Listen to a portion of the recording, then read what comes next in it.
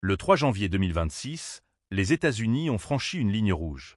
Pour la première fois de l'histoire moderne, un président en exercice a été capturé sur son propre territoire, puis emmené de force aux États-Unis pour y être jugé. Nicolás Maduro. Président du Venezuela, accusé de narcoterrorisme. Le monde est sous le choc.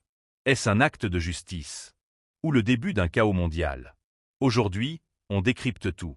Partie 1. Que s'est-il passé?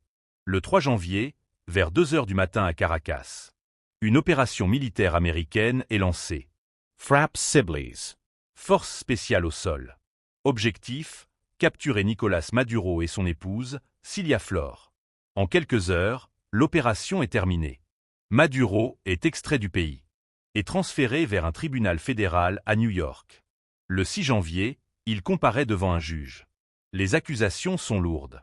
Narcoterrorisme, trafic massif de cocaïne, blanchiment d'argent, corruption. Les États-Unis affirment qu'il dirigeait le « cartel des soleils » avec des généraux de l'armée. Maduro plaide non coupable. Il parle d'un enlèvement. Pour lui, ce n'est pas une arrestation. C'est un acte de guerre. Au Venezuela, Delcy Rodriguez devient présidente par intérim. Elle dénonce une agression impérialiste, mais libère aussi 88 prisonniers politiques. Apaisement réel ou stratégie politique? Le doute demeure. Partie 2. Pourquoi maintenant? Pour comprendre le timing, il faut regarder Washington. Donald Trump est de retour à la Maison-Blanche. Et avec lui, une vision brutale de la géopolitique. Les États-Unis ressortent la doctrine Monroe. L'Amérique latine est leur zone d'influence. Mais Trump va plus loin. Selon plusieurs analystes, les États-Unis s'autorisent désormais à intervenir directement, si leurs intérêts sont menacés. Maduro était dans le viseur depuis longtemps. Dès 2020, Washington l'accuse de trafic de drogue et promet 15 millions de dollars pour sa capture. À cela s'ajoute l'élection contestée de 2024. Manifestations, répression, opposants emprisonnés. Pour beaucoup de pays occidentaux, Maduro n'est plus un président légitime.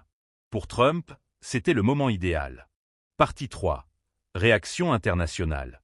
L'opération provoque un séisme diplomatique. Le monde se divise immédiatement. Russie. Moscou parle d'une violation flagrante du droit international. La Russie perd un allié stratégique en Amérique latine. Elle promet des conséquences, sans préciser lesquelles. Chine. Pékin condamne aussi. La Chine a investi des milliards au Venezuela, surtout pour le pétrole. Elle craint de perdre un partenaire clé. Colombie. Mais la réaction la plus inquiétante vient de Colombie. Le président Gustavo Petro accuse les États-Unis de recolonisation. Il va jusqu'à dire « S'il continue ainsi, nous prendrons les armes ». Trump répond immédiatement. Menace de sanctions économiques massives. La tension monte dangereusement. ONU. L'ONU s'inquiète. Pas seulement pour le Venezuela, mais pour toute l'Amérique latine. Car si un président peut être capturé ainsi, alors plus aucun État ne se sent en sécurité. Partie 4. Et maintenant? Que va-t-il se passer maintenant? 4 scénarios se dessinent. Premier scénario, le procès. Maduro risque la prison à vie. Le procès sera long, très médiatisé, et politiquement explosif. Deuxième scénario, le Venezuela. Le régime chaviste est fragilisé. L'opposition réclame des élections libres.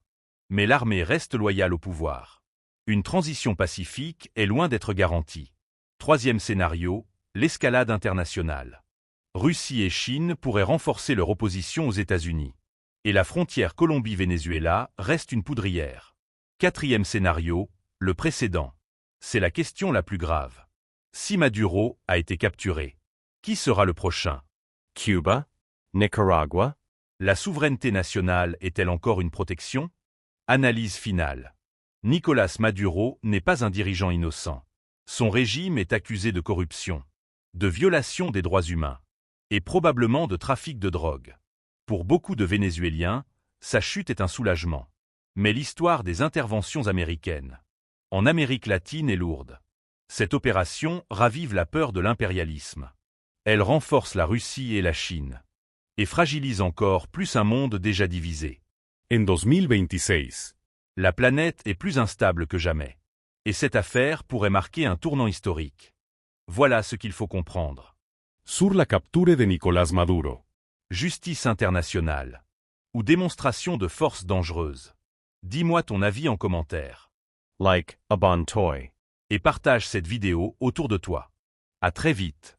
Reste informé. Et surtout, reste critique.